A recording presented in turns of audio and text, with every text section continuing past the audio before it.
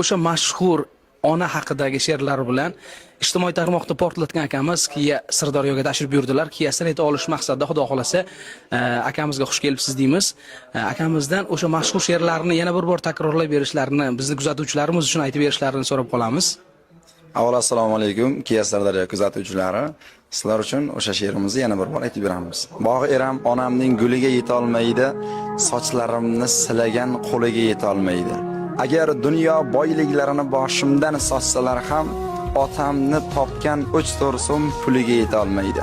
Agar dunyo shoirlari nomimga she'r yozsalar ham, onamni bir og'iz keldingmi bolam degan tiliga yeta olmaydi. Siz ona, siz baxtim yo'liga nur sochgan onamsiz. Men uchun uyqusi qochgan onamsiz. Siz asli bosiq, sokin ayolsizlik meni desa, tog'dan ham oshgan ayolsiz. Dunyoda hech narsadan qo'rqmagan, ammo farzandlarining baxtsizligidan qo'rqqan ayolsiz. Biroq biz baxtli, baxtiyor inson, chunki bizni baxtli qilib tuqqan onamsiz. Niyat qilganlar bo'lsa, xudo xolasa ota-onalarga mana shu yerda kesanat avtomobillarini sovg'a qilib bo'ladi-ku, har bitta farzand ota-onaga niyat qiladi. Alloh yetqizsin, har birimizga yetqizsin.